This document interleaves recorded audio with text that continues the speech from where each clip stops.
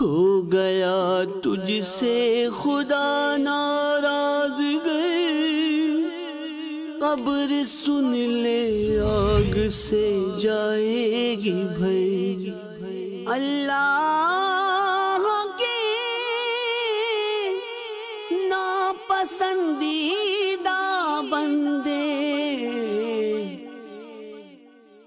الحمدللہ رب العالمین والصلاة والسلام علی سید المرسلین، اما بعد فاعوذ باللہ من الشیطان الرجیم، بسم اللہ الرحمن الرحیم، الصلاة والسلام علیک یا رسول اللہ وعلی آلک واصحابک یا حبیب اللہ، الصلاة والسلام علیک یا نبی اللہ وعلی آلک واصحابک یا نور اللہ۔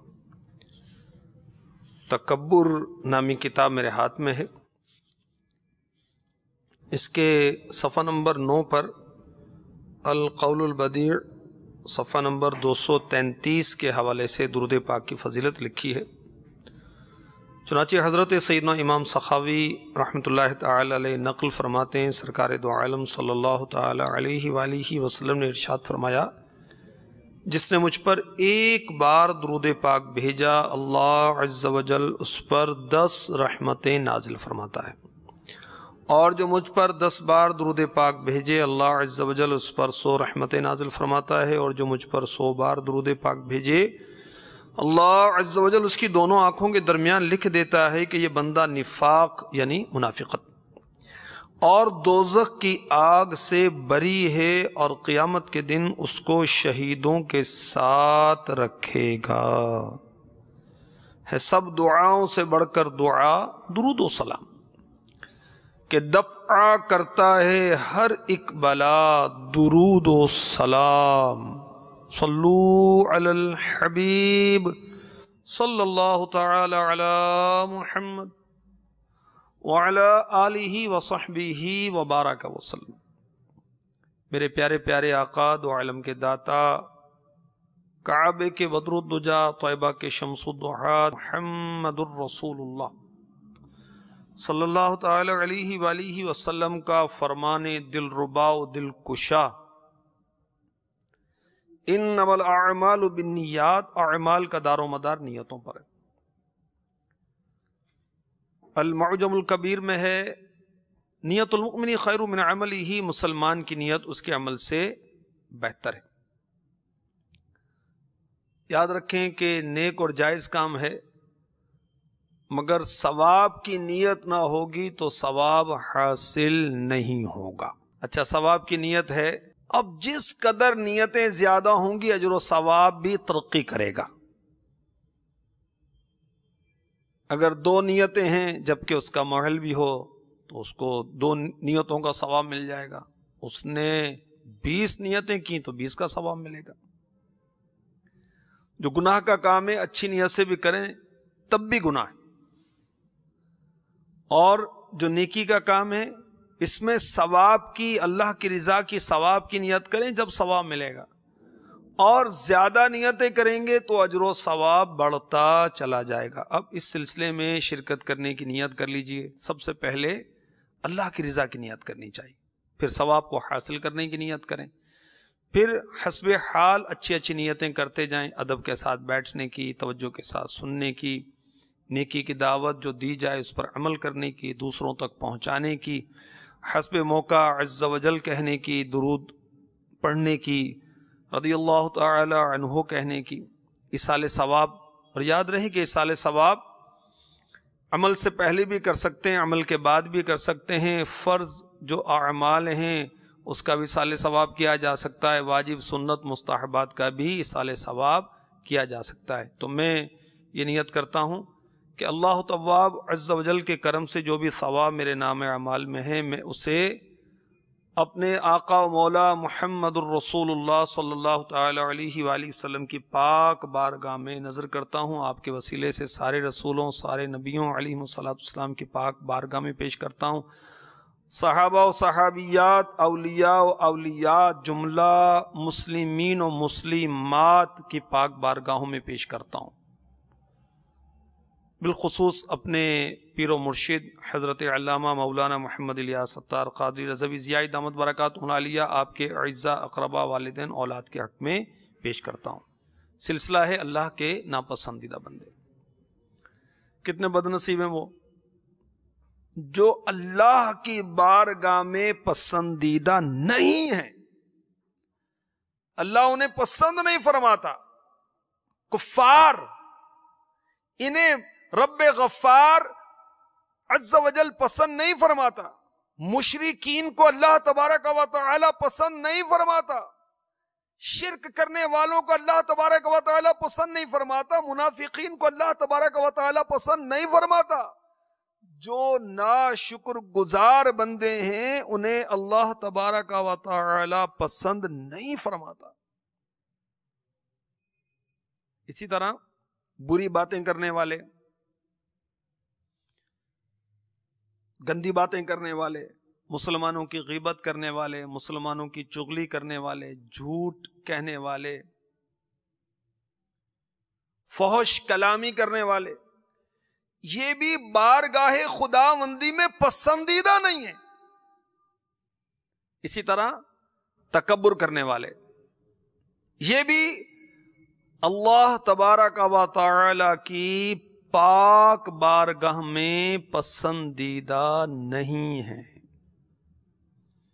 تو آج کے سلسلے میں انشاءاللہ عز و جل آپ کو عرض کیا جائے گا، آیات اور احادیث کچھ پیش کی جائیں گی جس سے ہمیں پتہ چلے گا کہ اللہ کی بارگاہ میں تکبر کرنے والے پسندیدہ نہیں ہیں۔ پھر تکبر کی تعریف بھی انشاءاللہ عز و جل عرض کی جائے گی، تکبر کی علامات، تکبر کا علاج، تکبر کے نقصانات، تکبر سے بچنے کی فضیلت بھی عرض کرنے کی کوشش کی جائے گی۔ پارہ 14 سورہ نحل کی آیت نمبر 23 کا حصہ ہے، إنه لا يحب المستكبرين،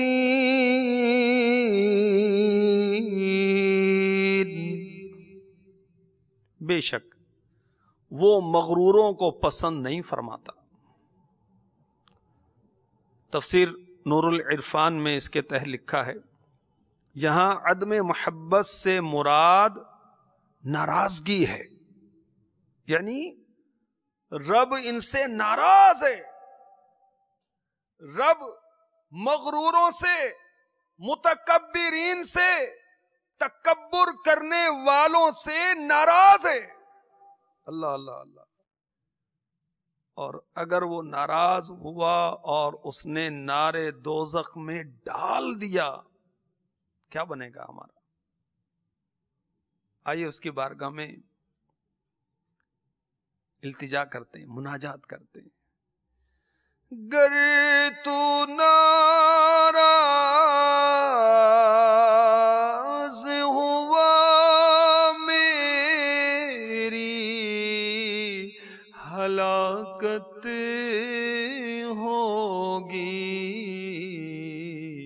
ہائے میں نار جہنم میں جلوں گا یا رب،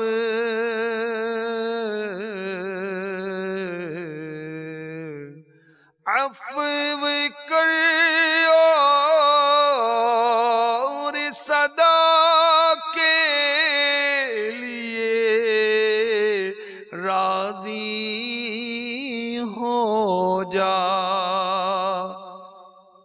معاف کر اور صدا کے لیے راضی ہو جا،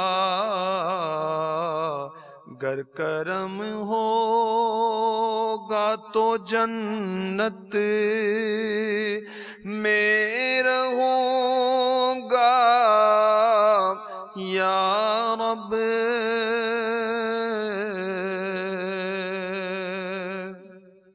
عز و جل۔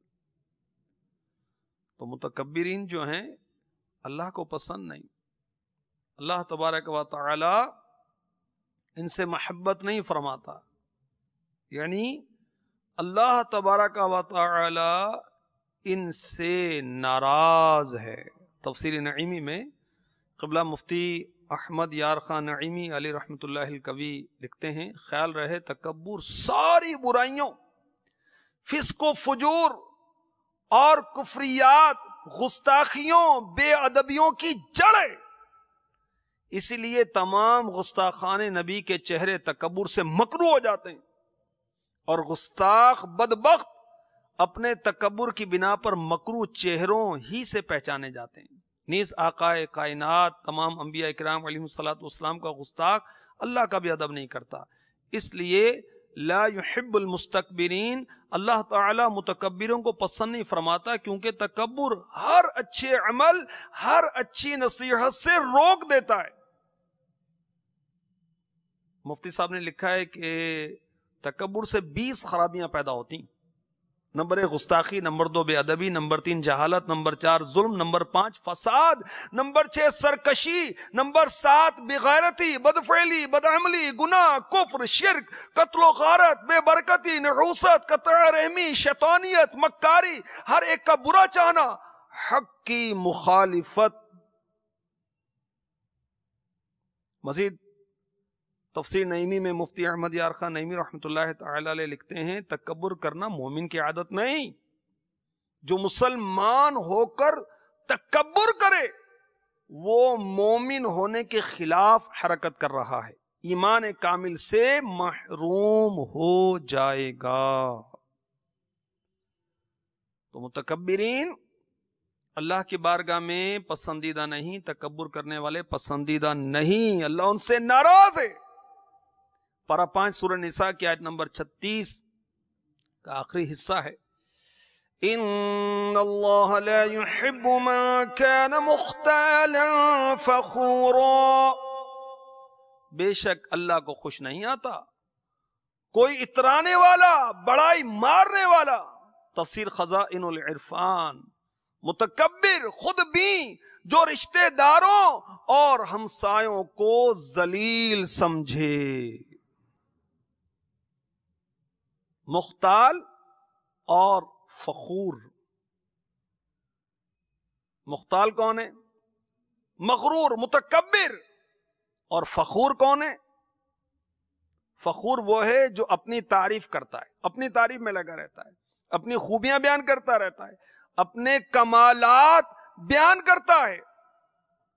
یہ 2 صفتیں جس میں ہوتی ہیں، تکبر اور فخور، مختال اور فخور، یعنی تکبر اور اپنی تعریف کرنا، اپنے منہ میاں مٹھو جس کو کہتے ہیں۔ اس کا ذکر اس لیے فرمایا گیا کہ ایسا انسان کسی کے ساتھ مہربانی شفقت سے پیش آنے کو اپنی کسرِ شان سمجھتا ہے، اور پھر پڑوسیوں، غلاموں، نوکروں کے حقوق ادا نہیں کرتا۔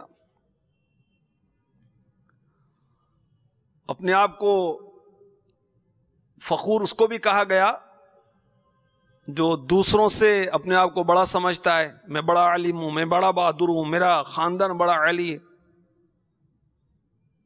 تو اللہ تبارک و تعالی تکبر کو پسند نہیں فرماتا، متکبرین اس کی بارگاہ میں پسندیدہ نہیں ہیں۔ پارہ 20 سورہ قصص کی آیت نمبر 76 میں ارشاد ہوتا ہے، اس کا آخری حصہ ہے، ان اللہ لا يحب الفریحین، بے شک اللہ اترانے والوں کو دوست نہیں رکھتا۔ کون سے اترانے والے؟ اس کی تفسیر میں لکھا ہوا ہے کثرت مال پر۔ یہ قارون کے بارے میں کہا گیا کیونکہ اس نے کثرت مال پر شیخی کی، اترایا۔ مفتی احمد یار خان نعیمی رحمۃ اللہ تعالی علیہ تفسیر نور العرفان میں اس کے تحت لکھتے ہیں کہ شیخی کی خوشی حرام ہے، یعنی اترانا، اور شکر کی خوشی عبادت ہے، یعنی جرم کر کے خوش ہونا یہ حرام ہے، اور عبادت کر کے خوش ہونا یہ بہت اچھا ہے۔ اب خوشی سے کوئی ناچے، میوزیکل فنکشن، اچھل کود، مرد و عورت کا اختلاط، یہ درست نہیں۔ اور اللہ نے خوشی دی، جائز طور پر وہ خوشی مناتا ہے، صدقہ کرتا ہے، اللہ کی یاد کرتا ہے، تو اس میں حرج نہیں۔ پارہ 21 سورہ لقمان کی آیت نمبر 18 میں ارشاد ہوتا ہے ان اللہ لا يحب كل مختال فخور، بے شک اللہ کو نہیں بھاتا کوئی اتراتا فخر کرتا۔ اس کے تحت مفتی احمد یار خان نعیمی رحمۃ اللہ تعالی علیہ نے لکھا ہر فقیر و امیر سے محبت سے میٹھا کلام کرو، غریبوں سے منہ نہ موڑو، انہیں حقیر جان کر متکبرانہ طریقہ اختیار نہ کرو۔ پارہ 27 سورہ حدید کی آیت نمبر 23 میں ارشاد ہوتا ہے واللہ لا يحب كل مختال فخور، اور اللہ کو نہیں بھاتا کوئی اترونا یعنی متکبر، بڑائی مارنے والا۔ تو اللہ تبارک و تعالی ایسوں کو پسند نہیں فرماتا جو دنیاوی نعمتیں ملنے پر دوسروں کو کچھ نہیں سمجھتا، اس پر اتنا ناز کرتا ہے۔ اور اللہ اکبر، میرے آقا دو علم کے داتا صلی اللہ تعالی علیہ وآلہ وسلم نے ارشاد فرمایا، کنز المال حدیث نمبر 7727، اللہ عز و جل متکبرین اور ناز و نخرے سے چلنے والوں کو ناپسند فرماتا ہے۔ ارشاد فرمایا سنن ابی داود حدیث نمبر 2659، جن کو اللہ عز و جل ناپسند فرماتا ہے وہ یہ ہے آدمی ظلم اور فخر کی حالت میں اترا کر چلے۔ مسند امام احمد بن حنبل حدیث نمبر 23517، حضرت حذیفہ رضی اللہ تعالی عنہ فرماتے ہیں ہم پیارے آقا صلی اللہ علیہ وآلہ وسلم کے ساتھ ایک جنازے میں شریک تھے، ارشاد فرمایا کیا میں تمہیں اللہ تعالی کے بدترین بندے کے بارے میں نہ بتاؤں؟ وہ بد اخلاق اور متکبر ہے۔ تو یہ عرض کیا گیا کہ اللہ تبارک و تعالی متکبرین کو پسند نہیں فرماتا، یعنی ان سے ناراض ہے۔ میرے آقا علیہ الصلوۃ والسلام نے ایسے کو بدترین فرمایا۔ تکبر کیا ہے؟ سنیے،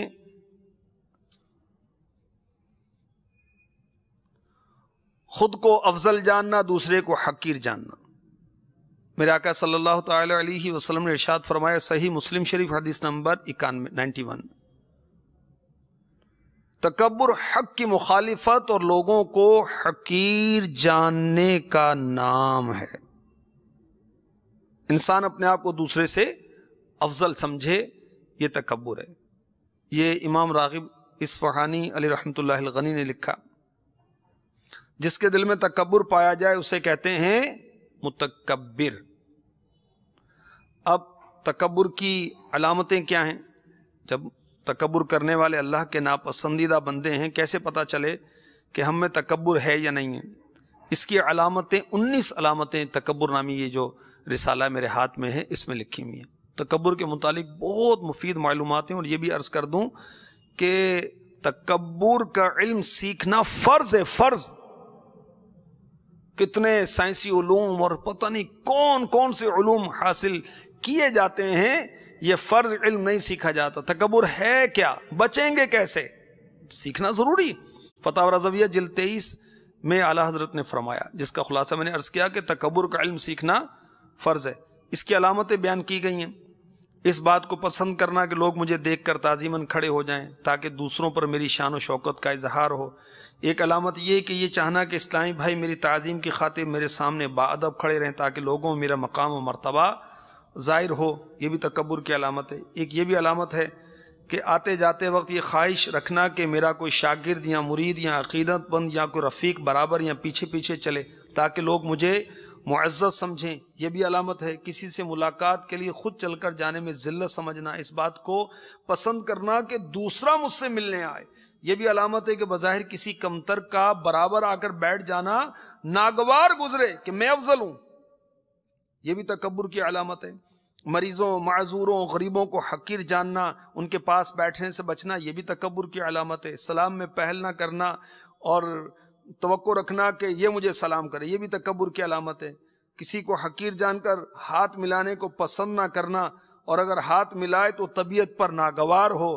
کسی معظم دینی کی تعظیم کے لیے کھڑا نہ ہونا، لباس، اٹھنے بیٹھنے، گفتگو میں امتیاز چاہنا، دوسروں کو نیچا دکھا سکوں تاکہ میں، یہ بھی تکبر کی علامت ہے. اپنے قصور کو، غلطی کو تسلیم نہ کرنا، معافی مانگنے کے لیے تیار نہ ہونا، یہ بھی تکبر کی علامت ہے. کسی کی نصیحت یا مشورہ قبول کرنے میں ذلت محسوس کرنا، یہ بھی تکبر کی علامت ہے. اگر کسی کو نصیحت کی یا مشورہ دیا اور اس نے کسی معقول وجہ سے قبول نہ کیا تو غصہ آ گیا، آپے سے باہر ہو گئے، یہ بھی تکبر کی علامت ہے. ہر ایک سے بحث کر کے غالب آنے کی کوشش کرنا، دوسرے کی درست بات کو غلط اور اپنی غلط بات کو بھی سب سے بہتر تصور کرنا، یہ بھی تکبر کی علامت ہے. کسی کو حقیر جان کر اس کے حقوق ادا نہ کرنا، اگر اس سے حق کی ادائیگی کا مطالبہ کیا جائے تو اسے تسلیم نہ کرنا، یہ بھی تکبر کی علامت ہے. ہر وقت دوسروں کے مقابلے میں اپنی برتری کے پہلو تلاش کرتے رہنا، اپنے گھر کے کام کاج کرنا، بازار سے سودا سلف اٹھا کر لانے کو کسرے شان سمجھنا، یہ بھی تکبر کی علامت ہے. کم قیمت لباس پہننے میں شرم محسوس کرنا، لوگ کیا کہیں گے. امیروں کی دعوت میں پورے اہتمام سے شریک ہونا اور غریبوں کی دعوت کو سرے سے قبول نہ کرنا، یہ بھی تکبر کی علامت ہے. اب علاج کیا کیا جائے؟ مطالعہ تو کیا جائے پہلے، اور سب سے بڑی بات تو حقیقت یہ ہے کہ اللہ کی بارگاہ میں دعا کی جائے. آئیے وہ تو ہاتھوں ہاتھ کرتے ہیں. فخر و غرور سے تو مولا مجھے بچانا، یا رب مجھے بنا دے پیکر تو عاجزی کا، یا رب مجھے بنا دے پیکر تو عاجزی کا. تو اللہ تعالیٰ کی بارگاہ میں دعا کی جائے کہ وہ ہمیں تکبر سے بچا لے. یہ بھی تکبر سے بچنے کا ایک طریقہ ہے. تکبر کے اسباب کیا ہیں، کیوں پیدا ہوتا ہے؟ آدمی اپنے آپ کو بڑا سمجھنے لگتا ہے. کیا وجوہات ہیں؟ نمبر 1، 8 اسباب لکھے ہیں احیاء العلوم کی 3 جلد میں، تفصیلاً وہاں سے پڑھ لیجئے اور یہ رسالہ پڑھیں، یہ رسالہ پڑھیں، انشاءاللہ عز و جل فرض علم سیکھنا نصیب ہوگا. نمبر 1، علم کی سبب سے تکبر پیدا ہوتا ہے، عبادت کے سبب سے تکبر پیدا ہوتا ہے، مال و دولت کی وجہ سے تکبر پیدا ہوتا ہے، حسب و نسب کی وجہ سے تکبر پیدا ہوتا ہے، عہدہ و منصب کی بنا پر تکبر پیدا ہوتا ہے. کامیابیاں ملتی رہتی ہیں تو آدمی متکبر ہو جاتا ہے، تکبر کرنے لگتا ہے. حسن و جمال والا ہوتا ہے تو تکبر کرتا ہے. طاقت اور قوت کی بنا پر بھی تکبر پیدا ہو جاتا ہے. اب کیا کریں اس کا علاج؟ تفصیلاً پڑھ لیں. سب سے پہلے دعا کریں، پھر مطالعہ کریں، پھر عمل کریں. علم کے سبب تکبر پیدا ہوتا ہے. اب کیا کرے؟ اس کا علاج لکھا ہوا اس میں کہ فرشتوں کا جو سردار بن گیا تھا نا، معلم بن گیا تھا، فرشتوں کا معلم بن گیا تھا شیطان، اس کے انجام کو یاد کرے کہ اس کے پاس بھی علم بہت تھا مگر برباد ہو گیا. اور بھی بہت ساری باتیں لکھی ہوئی ہیں اس ضمن میں. اسی طرح اگر تکبر پیدا ہوتا ہے عبادت کی بنا پر تو کیا کرے؟ یہ ذہن بنائے کہ یہ اللہ کا کرم ہے کہ اس نے مجھے عبادت کی توفیق عطا فرمائی. تو اگر میں عبادت پر اتراؤں گا تو ہو سکتا ہے کہ اللہ تبارک و تعالیٰ اس کو قبول ہی نہ کرے، ثواب چلا جائے. پھر کیا کروں گا؟ تو جنت کے بجائے جہنم میں پہنچا دیا گئے. تو پھر جیسے ایک عابد کا واقعہ بھی لکھا ہوا ہے احیاء العلوم کے حوالے سے کہ ایک گناہ گار شخص وہ گزر رہا تھا، ایک عابد کو، عبادت گزار کو دیکھا، اس کے سر پر دھوپ میں بادل سایہ کیے ہوئے تھا. اس نے سوچا کہ میں گناہ گار، یہ عبادت گزار، اس کے پاس بیٹھوں، اللہ اس کے صدقے میں مجھ پر رحم فرمائے. اس کے پاس گیا تو وہ جو عبادت گزار تھا اس کے دل میں ناگواری پیدا ہوئی اور اس نے دل میں کہا یہ پرلے درجے کا گناہ گار شخص یہ کیسے میرے پاس آگے بیٹھ گیا. اس نے حقیر جانا، کہا اٹھ یہاں سے. اللہ تعالیٰ نے اس زمانے کے نبی پر وحی بھیجی، ان دونوں سے فرمائیے وہ اپنے عمل نئے سرے سے شروع کریں. اس گناہ گار کو اس نیک شخص سے، اس عبادت گزار سے حسن ظن رکھنے کی وجہ سے اللہ نے بخش دیا، اور عبادت گزار کے عمل کو اس کے تکبر کے باعث ضائع کر دیا۔ تو یوں اللہ سے ڈرے کہ عبادت میری منہ پر مار دی گئی، کیا کروں گا، اللہ نے قبول نہ کی تو۔ اگر تکبر و غرور پیدا ہوتا ہے مال و دولت کی وجہ سے، اب کیا کرے؟ یقین رکھے کہ ایک دن آئے گا یہ سب کچھ چھوڑ کر یہاں سے خالی جانا پڑے گا۔ وہ کفن کے اندر کوئی تجوری نہیں ہوگی، کوئی میری بینک کی ڈاکومنٹس نہیں ہوں گی، سونے چاندی کی چمک دمک قبر کو روشن نہیں کرے گی۔ یہ دولت جو ہے یہ آنی جانی چیز ہے، اور عاجزی کرے، انکساری کرے۔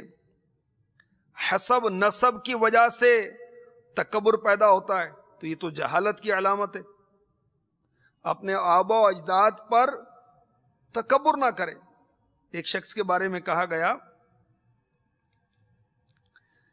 یہ حدیث پاک المعجم الکبیر کی، میرے آقا علیہ الصلوۃ والسلام نے فرمایا کہ موسیٰ علیہ السلام کے زمانے میں دو آدمیوں نے آپس میں فخر کیا۔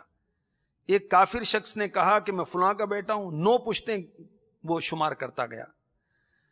اللہ تبارک و تعالیٰ نے موسیٰ علیہ الصلوۃ والسلام کی طرف وحی بھیجی، اس سے فرما دیجئے وہ 9 کی 9 پشتیں کفر کی وجہ سے جہنم میں جائیں گی اور تم ان کے ساتھ 10ویں ہوگے۔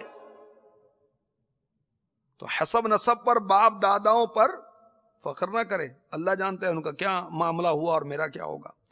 حسن و جمال کی وجہ سے، وہ گورے رنگ کا ہے، قد کاٹ بہت اچھا ہے، آنکھیں بڑی بڑی ہیں، تو حقیر جانتا ہے اس کی آنکھیں چھوٹی ہیں، وہ تو کالا ہے، وہ تو سانولا ہے۔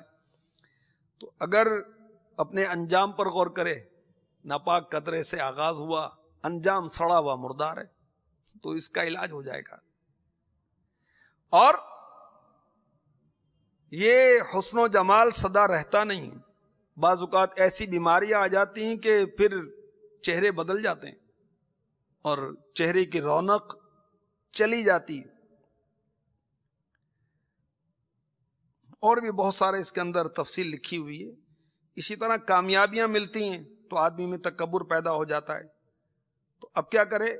اللہ کا شکر ادا کرے، نہ کہ کمال تصور کرے۔ اللہ نے کامیابی دی، اور حقیقی کامیابی کیا ہے؟ اللہ کی رضا۔ قبر و حشر میں کامیاب ہو جائے، جنت میں چلا جائے، حقیقی کامیابی تو یہ۔ منصب پا لیا، دولت پا لی، شہرت پا لی تو کیا؟ بہت کامیابیاں، لوگوں کے دل جیت لیے تو کیا؟ اگر اللہ راضی نہ ہوا تو کیا حاصل ہوگا؟ طاقت اور قوت کی وجہ سے تکبر پیدا ہوتا ہے۔ تو اب کیا کرے؟ تو یہ تو اس کا علاج یہ لکھا ہے کہ قوت اور پھرتی تو جانوروں اور چوپایوں اور درندوں میں بھی ہوتی ہے۔ اگر ایک دن کا بخار آ جائے تو پتہ چل جائے کتنی طاقت ہے۔ یہ ساری قوت بخار توڑ دیتا ہے۔ گرمی میں حالت کیا ہوتی ہے، سردی میں کپ کپاہٹ ہوتی ہے، داڑھ میں درد ہو جائے تو بھاؤ پتہ چل جاتا ہے۔ تو یہ سوچے، یہ غور کرے، اس سے تکبر ہرن ہو جائے گا، چلا جائے گا، نشہ اتر جائے گا تکبر کا۔ عہدے اور منصب کی وجہ سے تکبر پیدا ہوتا ہے، وہ غور کرے کہ آخر کار یہ منصب، یہ عہدے، یہ سب چلے جائیں گے۔ اور بڑے آفیسر صاحب آرڈر چلاتے ہیں، ارے اتنی دیر میں فائل لائے ہو، سنا نہیں تھا، تو ریٹائرمنٹ ہو جائے گی، پھر کون پوچھے گا؟ آج نگران بنا بیٹھا ہے، کل نگرانی سے چلا جائے گا، پھر کون پوچھے گا؟ تو اپنے عہدے اور منصب پر ناز نہ کرے۔ بہرحال یہ تکبر رسالہ پڑھ لے تو انشاءاللہ عز و جل بہت معلومات حاصل ہوں گی اور یہ تکبر سے جان چھڑانے کا موقع ملے گا۔ جامع ترمذی حدیث نمبر 1578، پیکر عظمت و شرافت، نبی رحمت، شفیع امت صلی اللہ تعالی علیہ وسلم کا فرمان باعظمت، جو شخص تکبر، خیانت اور دین یعنی قرض وغیرہ سے بری ہو کر مرے گا وہ جنت میں داخل ہوگا۔ تو تکبر سے بچ کر دنیا سے گیا وہ جنت میں داخل کیا جائے گا۔ تو اس سے بچے، بچنے کی فضیلت پر غور کریں. امام غزالی رحمۃ اللہ تعالی علیہ فرماتے ہیں 3 حالتوں میں موت آنے سے بچ. تکبر کی حالت میں موت آنے سے بچ، اس لیے کہ متکبر شخص کو اللہ تعالیٰ اس وقت تک موت نہیں دیتا جب تک اس کو ذلیل نہ فرما دے. اس کے گھر والوں سے زیادہ ذلیل کرتا ہے، خادموں سے زیادہ ذلیل کرتا ہے. اور بھی نصیحتیں آپ نے لکھی ہیں. اور امام غزالی رحمۃ اللہ علیہ نے ایک جگہ یہ لکھا ہے کہ جو عاجزی چاہے وہ کیا کرے؟ رسول پاک صلی اللہ تعالی علیہ وسلم کی سنتیں اپنائے. احترام مسلم رسالے کے آخر میں یہ سنتیں لکھی ہوئی ہیں، آپ کی عاجزی کے انداز لکھے ہوئے ہیں. اس میں خود کو حقیر سمجھنے کا طریقہ، بزرگوں کی عاجزی کی 10 حکایات لکھی ہیں، 7 مفید اوراد بھی لکھیں. تو پیارے آقا علیہ الصلوۃ والسلام کی سادگی اور عاجزی پر قربان جائیں. اس پر عمل کریں گے، آقا کی اتباع کریں گے تو عاجزی نصیب ہوگی، تکبر سے جان چھوٹ جائے گی. تیری سادگی پہ لاکھوں،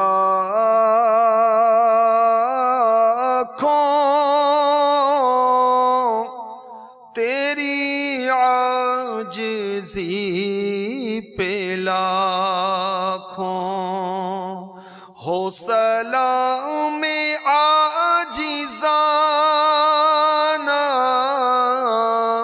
ہو سلام عاجزانہ،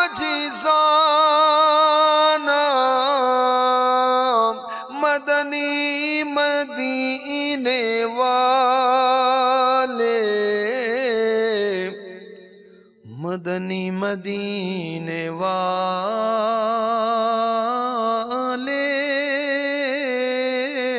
مدنی مدینے والے. تکبر اللہ تعالیٰ کی بارگاہ میں پسندیدہ نہیں ہے، اور متکبر کو، تکبر کرنے والے کو اللہ تعالیٰ پسند نہیں فرماتا. یہ اللہ کی بارگاہ میں ناپسندیدہ ہے. اللہ اس سے محبت نہیں فرماتا، یعنی اس سے ناراض ہے. تو کاش ہمیں حقیقی عاجزی نصیب ہو جائے. بعض بیچارے وہ عاجزی کرتے ہیں تو زبان کی نوک پر ہوتی ہے عاجزی، دل کی گہرائی میں نہیں ہوتی. ہم کسی پر حکم نہیں لگاتے، اپنے بارے میں غور کریں. تو عاجزی کریں، اور کاش دلی طور پر عاجزی کریں. اللہ تبارک و تعالی ہمیں نصیب فرمائے اور ہمیں اپنے پسندیدہ بندوں میں شامل فرمائے، اور وہ افعال، وہ اعمال کرنے کی توفیق عطا فرمائے جو اس کی بارگاہ میں پسندیدہ ہیں. اللہ تبارک و تعالی ہمیں ان اعمال اور افعال سے بچائے جو اس کی بارگاہ میں پسندیدہ نہیں ہیں. آمین بجاہ النبی الامین صلی اللہ تعالی علیہ وسلم. ہو گیا تجھ سے خدا ناراض گئے، قبر سن لے آگ سے جائے گی بھئی. اللہ کی ناپسندی